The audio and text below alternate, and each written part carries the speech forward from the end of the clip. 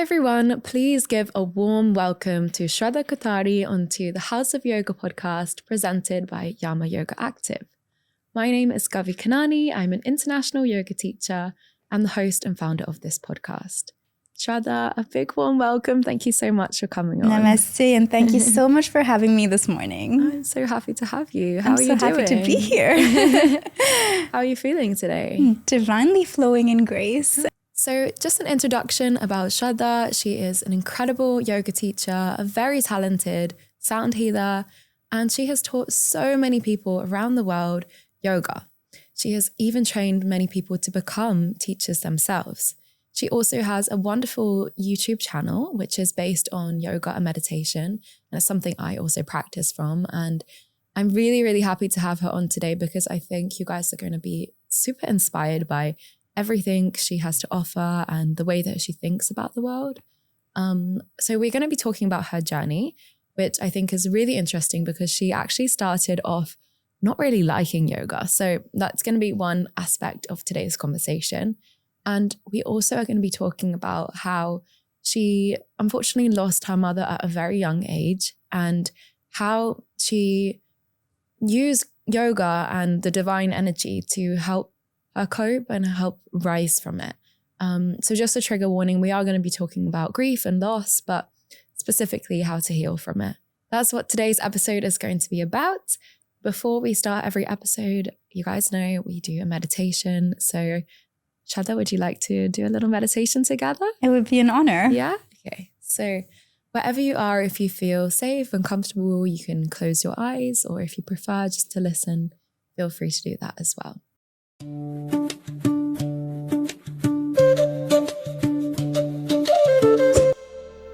So you can just roll your shoulders back, away from your ears. Rest your hands on your knees if you're seated. And let yourself relax and be present in this moment. Start to notice your breath.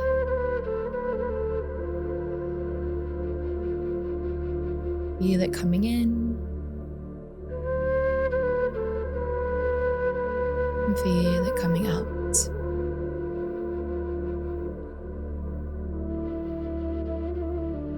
And today I want to focus on our necks because we're very used to looking down. You may be even looking down when you're watching this. So even if you're on the go, you can gently join us for some neck rotations. So circle your head 3 times in one direction.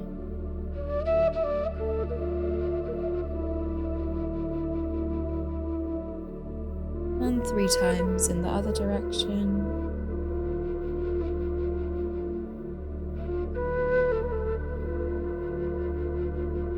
And then come back to the center. Look up as you inhale. And as you exhale, bring your chin towards your chest. Feel the back of your neck, getting a good stretch. And bring your head back to the center. Look from left, slowly, to right. And then come back to the center. You can roll your shoulders out. Just a few times. Just let them rest. Come back to your breath. One inhale through your nose, fill up your belly. And a gentle exhale. Observe how you're feeling in this moment, physically, mentally, energetically. And when you're ready, you can open your eyes and join us back here. Hi. Namaste. So Shraddha, I want to start talking about your journey into yoga. How did it start? Because you told me that you first disliked yoga. Yeah. And now you have devoted your life to sharing it. So what is the journey there? So I actually was a weightlifter. And really? I didn't know that. Oh my gosh. I was a weightlifter. It started from there. And I was at the gym hitting really heavy weights. And then one day I just decided, you know what? Let me just go to Mysore and become a yoga teacher. And at that point, I remember my friend used to always tell me that, Shraddha, come, let's go for a yoga class. And I used to be like, no, yoga is just for boring people. There's no way I'm going with you.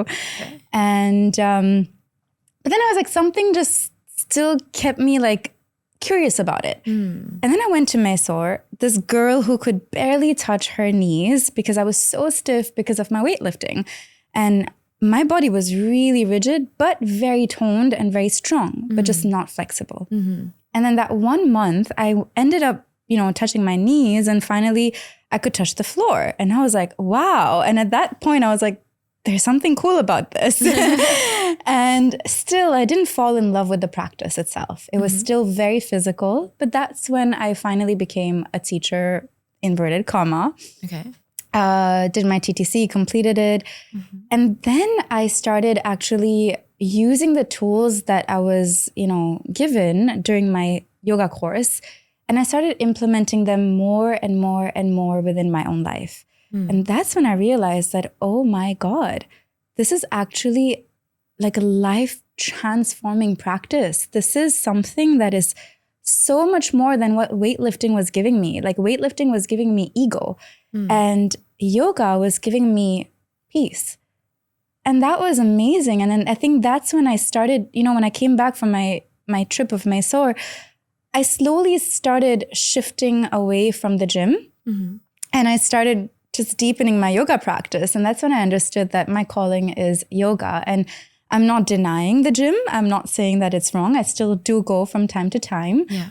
But what yoga gave me at that point was so much more than a superficial layer of the body. And that's what I think really invited me to go deeper into this practice and explore it a little bit deeper. So that's how my journey started, where I really disliked it. Like I can't even tell you how badly I disliked it. And today, I mean, I still feel like I will never call myself a yoga teacher. I still feel like I'm a learner. I keep learning because this field is so vast. It's an ocean of learning. It's beautiful. It's 13 years into yoga and I still feel like I don't even know a single drop of it. I'm still diving into it. So that's kind of the journey and where I am right now. Oh, nice. I mean, I do feel like you know so much. You have so much to share and obviously you've helped so many people. But yeah, I think we all, when we enter this yoga journey, we're like, okay, I'm never quite, I never get to the point of knowing everything. And I don't think that's necessarily the goal. It's to always have this empty cup in a way, like show up to a class from another teacher and see how you can learn from them. 100%. Assuming you don't know anything 100% yourself. And I thought it was interesting what you said about the ego, that the gym was giving you ego. But don't you think that in a way yoga also gives you ego? Like you said, you could eventually touch your toes.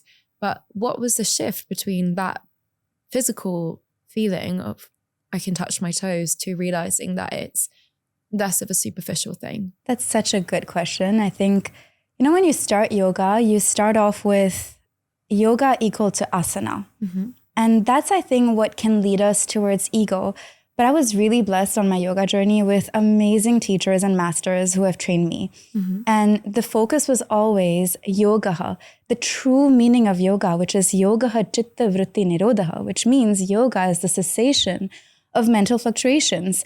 So my focus was never, like, even if I touched my toes, my teacher never congratulated me, never. And that's what I loved, because that's really how I was built, and I was trained into understanding that even if I'm touching my knees, I could be more of a yogi than if I'm touching my toes. Absolutely. And that's, I think, the biggest shift when I am so focused on yoga as yoga, meaning the definition of yoga and why yoga is a philosophy and the true depth and the reason why yoga exists, and not confusing it with just 1% of what yoga is, which is just asana. But the moment that we're focused on yoga as yoga, the definition, as per Sage Patanjali's Yoga Sutras, how can ego even enter? Like it's a path of humility. It's a path of eliminating the self, the I. How do you eliminate the I in your everyday life? It's a really good question. So I think honestly, it's been a journey, and it still is, I would say. Eliminating the I is, I think, a journey from literally the beginning till probably my last breath, because the I is so big. Then even in meditation, it is observing the thoughts. It is not being the thoughts. That's, again, stepping away from the ego. Even in the asana practice, I try, not that I'm always successful, but it started off with just alignment and adjustment and making sure that I'm perfect. Yeah. But then it moved towards breath awareness. And then stage 3 is when I moved towards Sahajatma Saruparam Guru, which is I am a peaceful and a powerful soul. So while I'm moving this body, realizing that the body is moving, but I am not that. So again, stepping away from the ego. So through the tools given by the yogis, I'm trying to day by day eliminate this big fat I. Yeah. Nice. And to people who are like maybe not as far down in their yoga journey as you, like what's one applicable tip that you'd give to help people shift from only thinking about me? I think the best thing, I know it sounds really small, very, very small, so easy, but anytime I start anything, whether it's a yoga practice, whether I'm eating, whether honestly, even when you were making us do the meditation in the beginning of this episode, first things is I am an instrument in the hands of the divine. I surrender. The moment I just say this one sentence, honestly, the ego just drops, because otherwise it's again that I'm doing it all. No, I'm an instrument. How we say in, Bhagavad Gita, I'm a Murli, like there's Krishna and the Murli, and I'm just a Murli in Lord Krishna's hands. I am not doing. The music is coming from above. So I think this one small tip, I think this one thing constantly resonating in me helps or can help anybody to start working a little bit deeper on the ego. So kind of separation and surrender to the divine. And so now, how does your practice look like every day? So imagine we were to come sit on the mat with you or just observe. What would it look like? Or is it not happening on the mat? Oh, it happens on and off the mat, of course. But if we want to go on the mat first, so I usually start my practice at 6 a.m. It's one thing that I like to do. And what I've realized over my 13 years of practice is still discipline and consistency is key. Every day, same timing helps the most, of course. Not missing a single day, of course. I usually start off with asana. So I do a 45-minute practice or 1 hour practice, start off with some warm-up, going for my Surya Namaskara, and then going for my Vinyasa flow. And then I go for a few rounds or 15 minutes of pranayam practice, so breath work.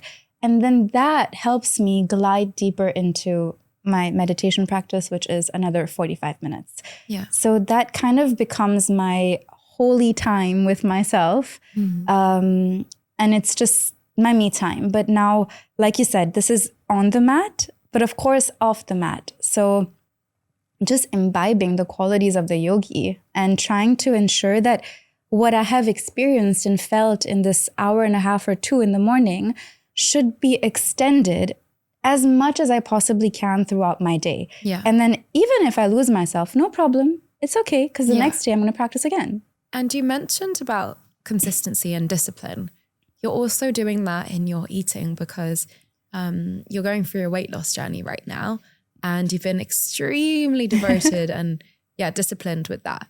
Can you talk a bit more about your weight loss journey and how you stay so motivated despite so many external pulls, let's say, but you stay rooted and focused? So weight loss is a very big topic when it comes to me.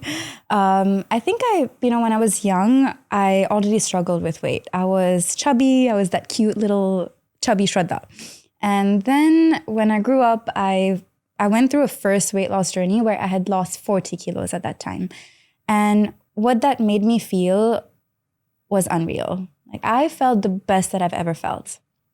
Then I again recently, in the last 6 to 8 years, I gained about 30 to 35 kilos. And now in the last 7 months, just to give you kind of an insight of what the journey has been, the last, 6 to 8 months, I've lost about 23 to 25 kilos as we speak right now. But what I realized through this journey, it's actually not about the diet. It's not about the exercise. Of course, that comes as a very obvious thing that has to enter my lifestyle if I want to make a change. The first thing was, how do I feel about myself? And I think that's where it starts. And then that's what helps me be motivated, how you said, every single day to wake up and not choose the donut and choose the salad. You know, because finally we all love donuts. We all love the sweet stuff. Yeah. But I love myself more. I love my well-being more. I care about not being obese. I care about feeling great in my body. I care about, you know, like right now I can do asanas so much better. Asanas that I couldn't even do before. So I think it's more about feeling good rather than looking good. It's not about looking good. Yeah. It's about how do I feel about myself? And that's what encourages me every single day to be like, this is it. And I need to keep going. So I'm not going to keep a very certain, you know, number fixed for the scale that this is what I want to achieve. The moment I feel like, okay, this is where I'm feeling the most comfortable in this instrument, I will stop. Okay. Yeah, because I was going to ask you, why is there a certain number that comes to mind? But in the end, you've said it's actually just a feeling, like when you feel the most healthy in your body. Yeah. And you're going to try to maintain that. Exactly. Yeah. Okay, nice. And obviously we spoke a bit about gymming already, but you've really shifted to mainly practicing yoga, a bit of Pilates now, and you love dancing as well. Why all of that in the weight loss journey and not so much the gym or running, let's say? That's a really good question. Really amazing questions. So I would say gymming, to be really, really honest, I'm more of a nature person. I'm someone who, like, I don't get so much time in the day for myself at the end of the day. So whatever time I do get, which would be my yoga practice or my gym time or my Pilates time, whatever it is, I need to ensure that it also energizes me physically, but also emotionally and mentally. And for me, the gym is a very closed space.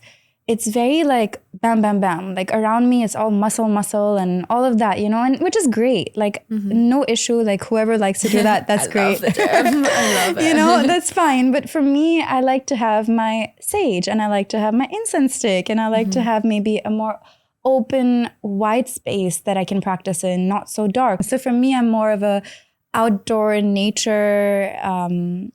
Let me create this as a space for overall well-being, including calories. But that's not my only goal when it comes to doing my exercise. It's not just calorie burn. It's the feeling also. Yeah. And how that like positively multiplies to all the people around you and all the beings around you. And especially as a yoga teacher, like if I don't have a strong practice myself and a hold and a grip on this, you know, at the end of the day, I do teach asana. So if I don't have a strong grip, if my body cannot move and I'm expecting someone else to move, that's not correct. So I want to make sure that before being a teacher or before teaching and going out in the world to share this, you know, practice, I have to be very thorough with it. So consistency in my own practice is probably more important for me to be the student first and then to go to other students. Absolutely. I feel like we learn from both things. So like you learn from introspect of doing your own practice, but then also you learn a lot from teaching somebody else because you realize that every body is different and every life experience is different. 100%. That is in itself a teacher. But yeah, it's something I was just thinking of last night. And because I used to kind of use the practice when I was teaching as my time to practice. I mentioned it on one of the first episodes that I used to close my eyes and just go so internal. And I would walk out feeling amazing, which was obviously amazing, but you're not doing it for that. This is actually the time where you go to give. Exactly. So yeah, but I still see like my students and my teachers as well. They have so much to share 100%. Just from observation or the conversations you have. Is there anything else you want to touch on about your weight loss journey?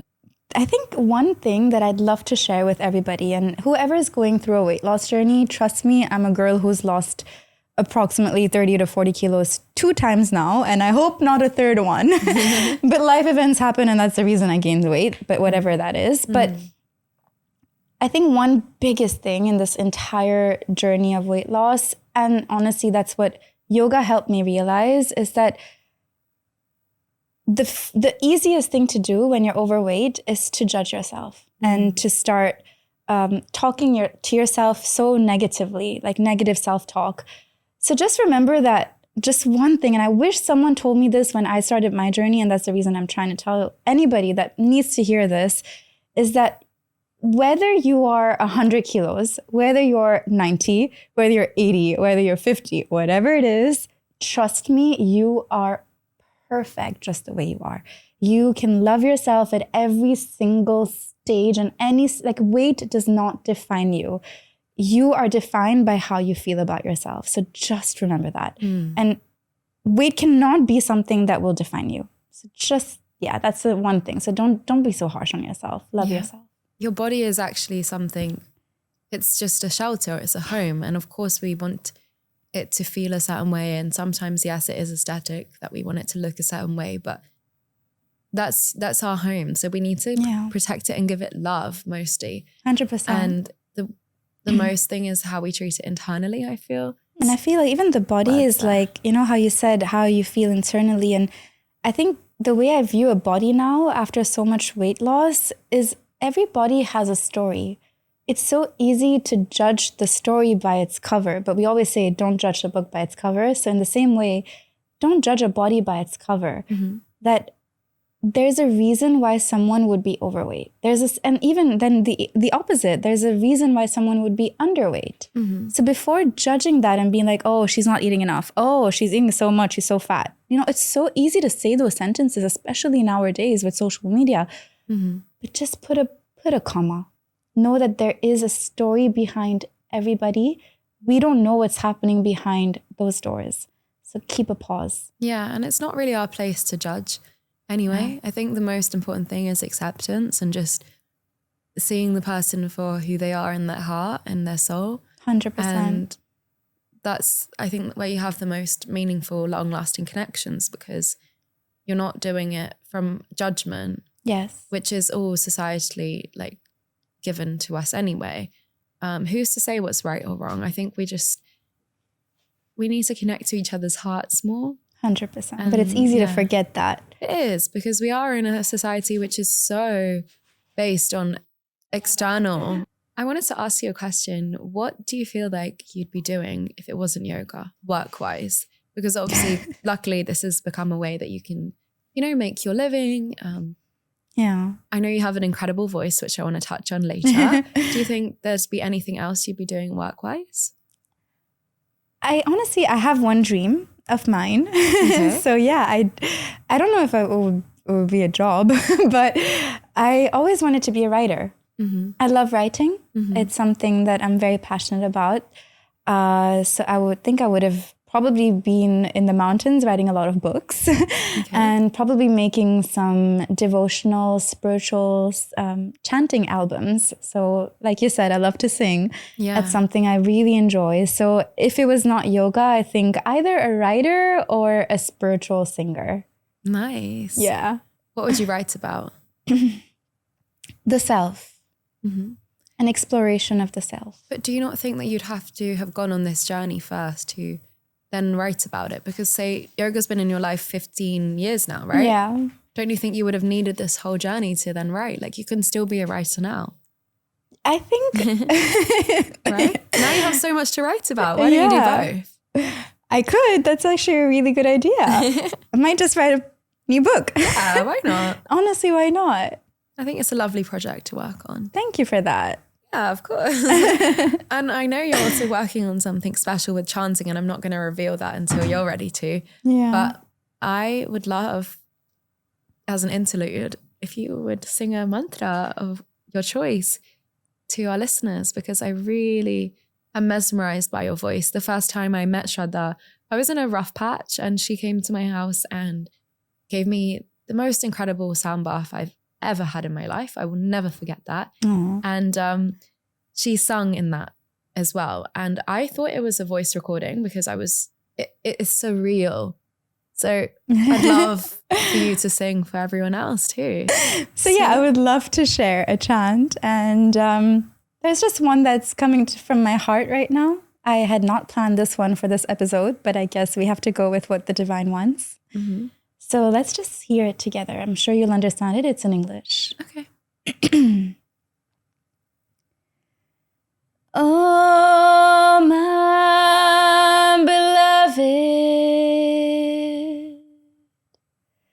kindness of the heart, breath of life, I bow to you,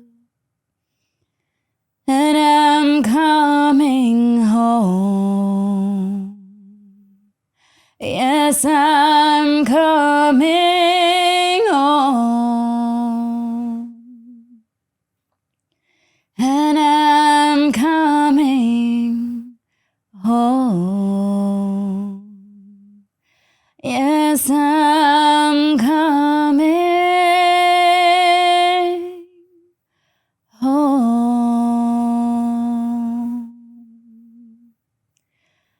Om Namo Gurudev Namo. I am blessed. I am divine. Oh, thank you so much. Thank That's you. really beautiful. Always so moved by your voice. It's so stunning.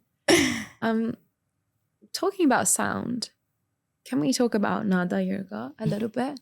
Yeah. You play the sound bowls.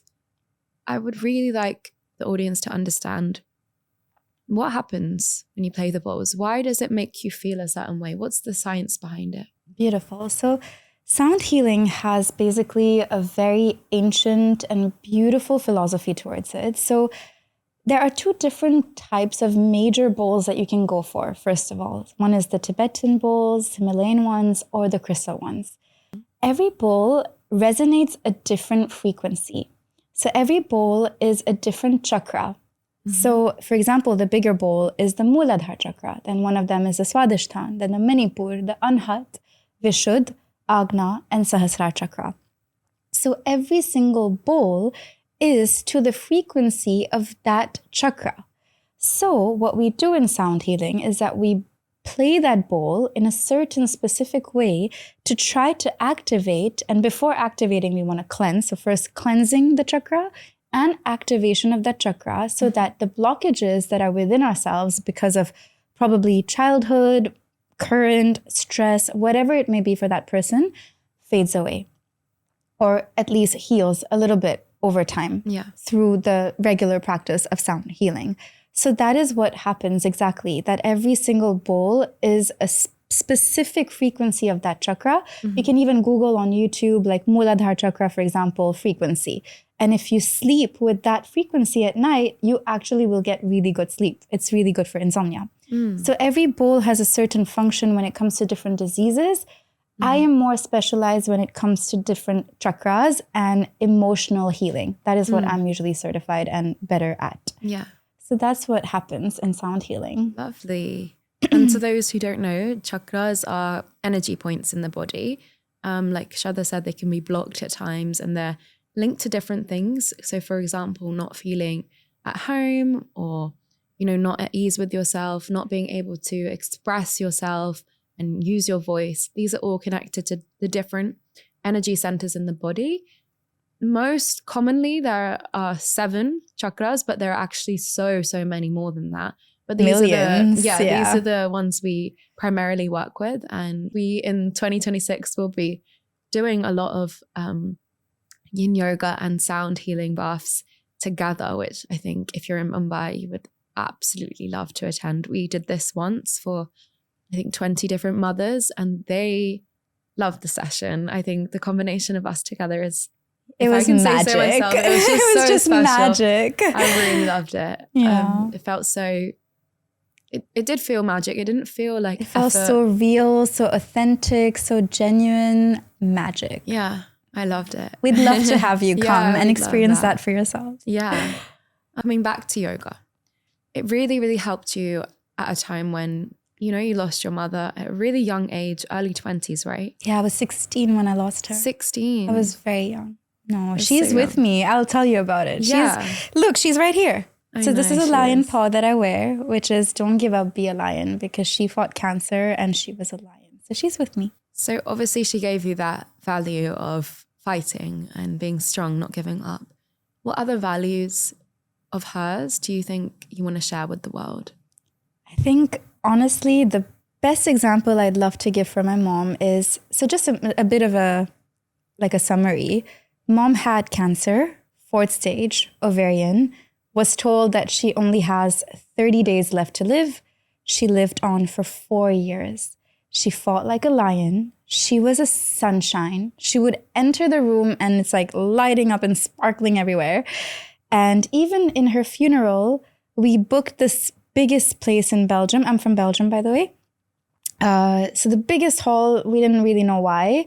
We did that just because we wanted to probably give her the best, but we didn't expect the hall to be even half full. The line was still outside. There was like the milkman, the window cleaner, like people we never have met in our life came to pay their respects. And that's when I understood how you said, which values do I like about her the most and that I'd like to carry forth. And hopefully one day I can bloom into that. Is yes, the lion spirit, fighting, never giving up. But secondly is the way she won everybody's heart. I think, I mean, if I was to die today, I don't think that my window cleaner or my milkman would come for my funeral. I absolutely disagree. You are That's so sweet. A huge example of someone who is just lovely to everyone. Aww. You greet so many people with so much love. Thank you. I don't see that often. Like you treat everyone as equal. And I think that's how we should be because we're all humans. And not devaluing someone just because they work for you. You are only an example of love. That's from Amishi. That's my mom. Yeah, so please own that. Please Okay. own that. You are definitely honoring her in that sense. Thank you. Absolutely. So that's one quality. And then the second quality I love about her is, like I mentioned, being a sunshine. And being a sunshine even amidst rain. So mom went through over 84 chemotherapies. So you can imagine the amount of pain she was in. And I remember I used to go to school at that time, right? I was really young. And I would go to school and she would go to the hospital to take her chemo. And I will never forget this. She used to tell me, Shrads, you go for school and I'm going for my mocktail. And I was like, what spirit is this? Like, she's calling chemotherapy a mocktail. And that shows the sunshine spirit in her, that even amidst rain, like I said, she only saw the sun and she was the sun. And that's what I love about her. Like, she never complained. Not once did I see her cry in the 4 years. She was, I mean, whoa. Like, I am telling you, she's given me enough love. Like, as a daughter, I can say, enough love to last me my whole lifetime. I don't feel like she's not with me. And biggest thing yoga has taught me in this is that's why for me, when someone says, I'm sorry for your loss, I actually disagree with that. Because for me, yoga teaches me, and my mother has taught me, that when you lose someone, you usually say goodbye. It's a goodbye. I think when you lose someone you love, it's never a goodbye. It's always my choice that I can keep them alive in my life through memories and through their virtues. So for me, my mother is very much alive, and it is not a goodbye. Today, who I am and wherever I go, there's little extensions and little sparkles of Amishi going everywhere. So how is that being dead? If she was dead, it means that she's not with me right now. Yeah. But she's very much there. So yoga teaches me that it is imbibing them, their virtues, and it's never goodbye. So grief is, I think, processed very differently when you anchor yourself through yoga. Right. And I feel, energy is never lost, right? The way she's impacted so many people, it's always vibrating out into everywhere. 100%. And memories and even like recently I had gone in March to Belgium after I think 10 to 11 years probably. Like I went back home. Oh my God. And incredible. I went to the place where we usually buy milk. I was like, okay, this is like, it's been 13 years since she's passed away. There's no way that anybody remembers Amishi because obviously it's 13 years. So many things change. People come, people go. The moment I entered that shop, she was like, "You're Amishi's daughter. So good to see you." Aww. And I was like, imagine she left an impact for somebody to remember the daughter 13 years later. That only shows how much you can love somebody and how much you can impact someone. And that made me feel so proud to have such an amazing, the best mom in the whole wide world. So proud of you and of her as well. Like she's made an incredible daughter. I'm so blessed to know you and have you in my life. I'm blessed as you. I recently, by the way, guys, you need to know that I made this, I love journaling and doodling and all of that. And I'm a very introspective person. So I wrote down, I was doing like a review of my year this year. And I was writing down the key milestones per month. And in June, I put the word Kavi because that is the biggest blessing of my life this year. To have met this beautiful angel. You're really making me cry so much on this episode. No. We don't need to cry. I'm sorry. Okay, no more crying. No, it's really beautiful. Okay, wait. Aww, I love you. One final thing I wanted to speak to you about, which I think is a really important topic, is about Jainism, because obviously you mentioned your mum a lot. Yeah. And I think that's something she brought you guys up with as well. Yes, we are a Jain family from my birth. Yeah, and Jainism is another Indian religion, but I feel like not many people know what it is. And I'd love you just to explain, what is it and why do you follow a Jain diet? Of course. So Jainism is beautiful philosophy. So just to give you a very easy 2-minute explanation of Jainism, I would explain it as the brother or the sister of Buddhism. Same timing, same areas, like era of time. The main philosophy is 3 pillars. So one is ahimsa, one is aparigraha, and one is anekantvad. So these are our main 3 key philosophies by which we live. So, of course, 2 of them are also in the yoga system. So that's amazing. But the way we view it is slightly different. So in ahimsa, it is not just not harming another life, but also not harming yourself. And also, as you know, I don't even eat carrots. I don't eat anything that is underground. So we try to practice ahimsa at the level of, the cellular level. So trying to kill as less or harm as less as possible. So ahimsa. Aparigraha usually is known as not owning so much. So like materialism. But it's not just that. It is also not having so much up here. So aparigraha meaning loosening up here also in the mind. So you might have a lot of possessions, but you might be totally free within. That's also fine. So the concept of aparigraha is not holding on internally to so much. And of course, something that helps for that is external non-possessiveness. That's just helpful. But the goal is internal independence. So that would be aparigraha. And anekant is one of my favorites. So anek means multiple. Anekant means multiple views. So, for example, we see like there's a vase here, a vase. And like if you see it from this side, it might be pink. And I see it from this side, it might be white. But finally, who's right? Both of us. Because it depends from which angle I saw it. So like that, Jainism believes that everybody is right from their own angle. And there is one absolute truth, okay. But that does not negate the individual truths too. So don't negate anyone. Always respect everybody's thoughts, everybody's feelings, and be respectful. And that's it. So anikantvad. So I will never say that you are right, I am wrong. No, we both are right from our perspectives. So that would be a summation of Jainism and the philosophy. Of course, the Lord is Lord Mahavir. And I personally follow Srimad Rajchandra Ji, who was the guru or the guide of Mahatma Gandhi, father of the nation of India. Yeah. So he has carried forward Jainism, and he's explained it in a much more easy way for people like me. So through a scripture called Atma Siddhi Shastra, which is the realization of the self. It has 142 verses. It's in English, also translated, so that becomes much easier for me. And that is basically what I kind of follow, and that would be kind of my Bible or my Quran. Okay. But these are kind of, this sums up the entire thing. Lovely. With the goal of self-realization, which again goes back to yoga, which is reaching your sahasrara, or if you want to call it samadhi, you want to call it samyak darshan. I think it's all the same things, just a different word.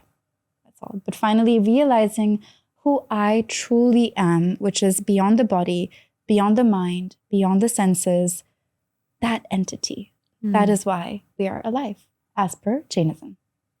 I hope this helps, and kind of that sums up the whole Jainism in 5 minutes. For sure. Hopefully. It really gave me some deeper insight as well. I hope you guys also understand a bit more about Jainism. Overall, let's wrap up the episode. So today we learned about yoga in so many different forms, Nada yoga, how it helps the chakras, how we can use yoga as a beautiful anchor, like you said, to heal and to rise and love when we go through loss or grief, and also how it helps aid the weight loss journey. We spoke about so many things on today's episode. I'm really grateful for having you on, Shraddha. Thank you so much for having me. I feel so honored, and I wish you so much success. And only, like I told you, I am your #1 cheerleader. Thank you. Love you so much. Love you more. You're so sweet. For you guys who may be interested in learning from Shraddha, you can definitely check out her YouTube channel, Wellness Shraddha. I'll have everything in the description, as well as her Instagram. And if you ever want to do a private class with her, whether it's about the physical practice, meditation, pranayama, or sound healing, you can definitely get in contact with her as well. Or maybe you'd like to join one of our joint sessions in the new year. And I also want to give a massive thank you to Yama Yoga for helping us to make this podcast continue. We're both wearing the leggings in Dusty Fig. Love them, guys. You should check it out. Wearing their clothes. I was so looking forward to wearing Yama, and this is my first time wearing it. And I can tell you guys, trust me, it is the softest thing. Like, you know, I keep hearing in the Instagram that people say buttery soft, but it's genuinely butter. Like, it's not fake butter, it's actual butter. So definitely check it out. Yeah, Very happy with my real gift. butter. Yeah. Thank you guys so much for listening. I hope that you have a really lovely day. I'd love if you could just take a minute before you continue on with your day, just to reflect. What did you learn from this episode? How are you feeling right now? Just have a slow moment before you continue with your day. And I'll see you again next Thursday. Thank you so much for listening to the House of Yoga podcast. Namaste. Namaste.